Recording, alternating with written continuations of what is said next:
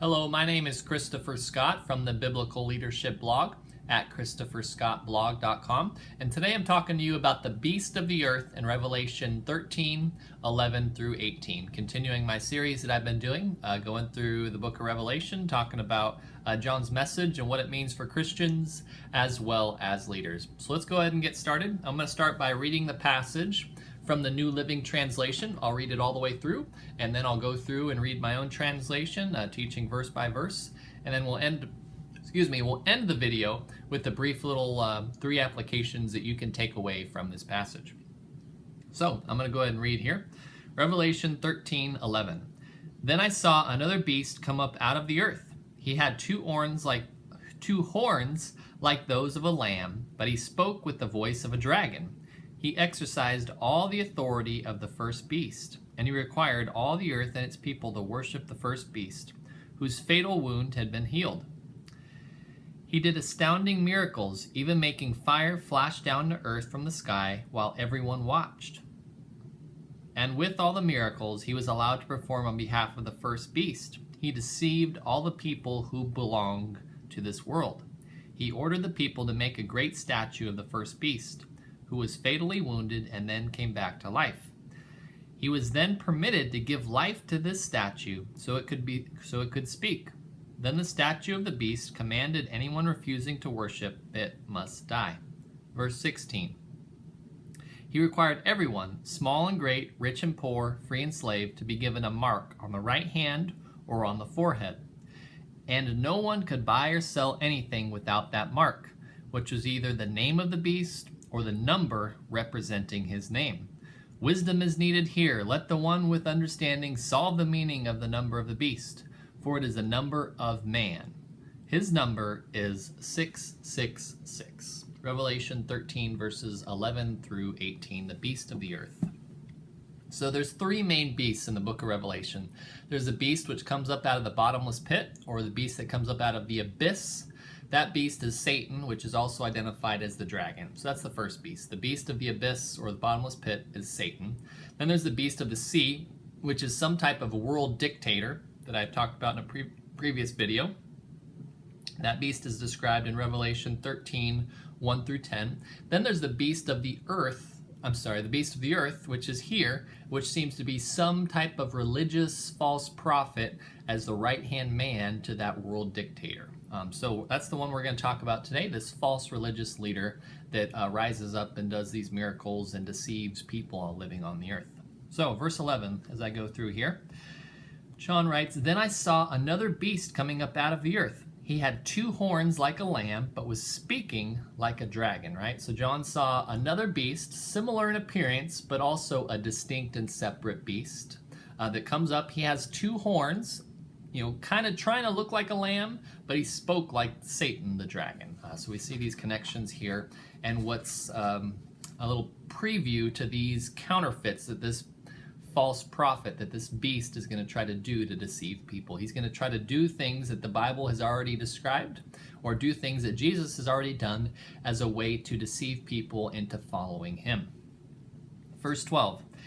And with all the authority of the first beast, the beast of the earth worked on behalf of the beast of the sea. That beast of the earth made the earth and those who live in it, in order that they would worship the first beast, which had been healed of the plague of death. Right? So it talks about earth dwellers, or people who live on the earth, as described here. These are the people who follow that false trinity. Follow the dragon, they follow the beast of the sea, the beast of the earth. Verse 13. He was doing great signs, even so that he made fire come down from heaven to earth before the people. Here's some more counterfeit signs and works by this beast of the earth, right? So he brings fire down from heaven, which is a connection to 1 Kings from Elijah, and also Revelation 11, the ministry of the 2 witnesses. And it's also a connection to Acts 2 at Pentecost, where fire comes down from heaven. So this beast is doing whatever he can to deceive people and try to connect what he's doing to the rest of the Bible. Verse 14, he deceived the people living on the earth by the signs which were given to him to do in the presence of the beast. He told the people living on the earth to make a statue of the beast who had a wound by the sword, but who lived. So again, this is something where it talks about he deceived the people living on the earth. This beast deceives the people living on the earth. This is something that continues and that happens over and over again. I don't think it really was just a one-time event. I think it's something he regularly does and draws people to him. And in drawing people to him, his crowd and his following likely gets bigger. And then when it talks about the resurrection here is a connection. The counterfeit continues. He told him, make us whose wound was healed, right? Where it says the beast who had a wound of the sword but was healed. The same Greek word used there to describe the wound being healed for the beast of the sea is the same word used in Revelation 2:8 to describe Jesus' resurrection, right? So we see more and more of these counterfeits continue. Verse 15, the beast of the earth was given power to breathe life into the image of the beast of the sea. This was done so the statue of the beast would speak and make whoever refused the worship of the statue of the beast to be killed. So again, we see more counterfeits, right? Just as God breathed life into man and woman in Genesis 2 and brought Jesus back from the dead, this beast is doing whatever he can to be that counterfeit prophet. Verse 16, the beast of the earth made everyone, the young, the elderly, the rich, the poor, the free, and the slaves, be given a stamp on their right hand and on their forehead. Okay, so he's identifying his people, and then in the next verse we learn about why they need that stamp, where it says this made it so that no one was able to buy or sell anything except for the people who have the mark of the beast or his number, right? So this says they can't do anything unless they have that mark, and lots of ideas have been advocated what the mark is it an X on their hand? Maybe it's a branding, like a cow is branded now with hot metal. Maybe that's how we'll be branded, how these people will be branded. And these are not Christians, or these are people who follow the beast of the earth and the beast of the sea, right? Other ideas, some people have said that this will be an invisible mark or an official stamp on your hand or forehead. Lots of ideas have been, but we do know it's a visible mark. It's something that can be seen so that they can buy and sell goods. Then the last verse, verse 18. Wisdom is needed here. The one who has understanding must interpret the number of the beast. For it is the number of humankind, and his number is 666. Of all the things described in the book of Revelation, this verse is probably the best known. So Dan Wallace, in his Greek grammar that he has on page 254, he has a great description about, and a great little commentary about how this number is the number of humankind, 666, which is just short of perfection, which is the number for humanity and fallen humanity and how we are not perfect. So it's a number of humankind, but this number also describes the person who is the most fallen, most far away from God, most imperfect.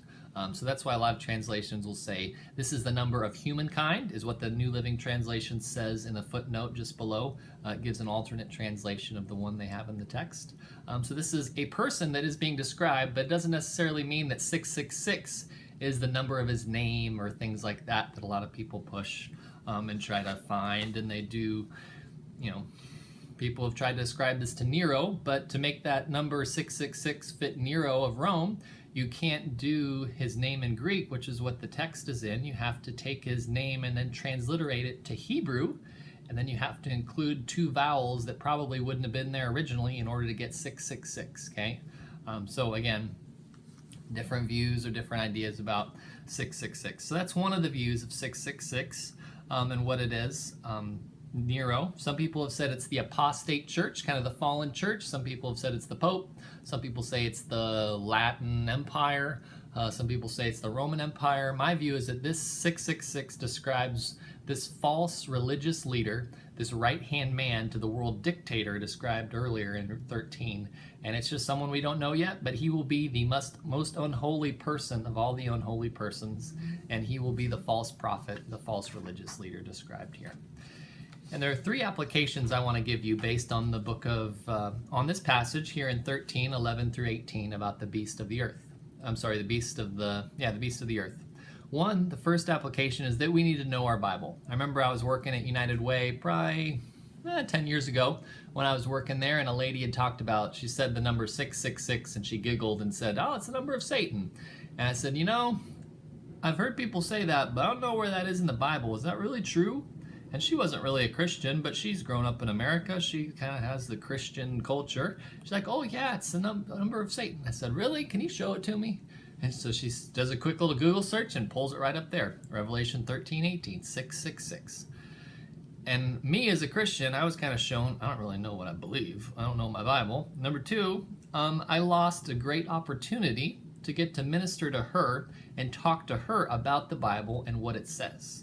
That would have been a great time for me to show that this is maybe the number of Satan, probably not, but this person is definitely Satan's man, that he is empowered, and that this is going to be the end times that come up. So it would have been a great time to describe to her what the book of Revelation is about and try to get her to describe some of the things that are going on and get to talk to her about her faith.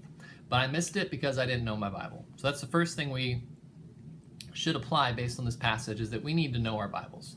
Number two, the rich and the poor will still exist. In 13:16 here, it describes the rich and the poor. Things are going to get worse before they get better. And with that, there's going to be poor even during the tribulation, just as there are poor people now.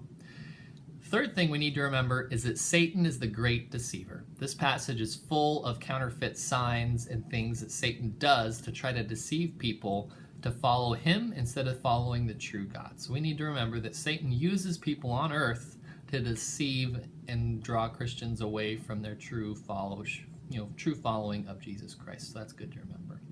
So my name is Christopher Scott from the Biblical Leadership Blog at ChristopherScottBlog.com. I appreciate you tuning in this week and getting study the book of Revelation and learn a little bit about the 666. If you want to learn more about the Bible and leadership and the book of Revelation, you can go to my blog at ChristopherScottBlog.com. Thanks again, and hope to see you again in another video.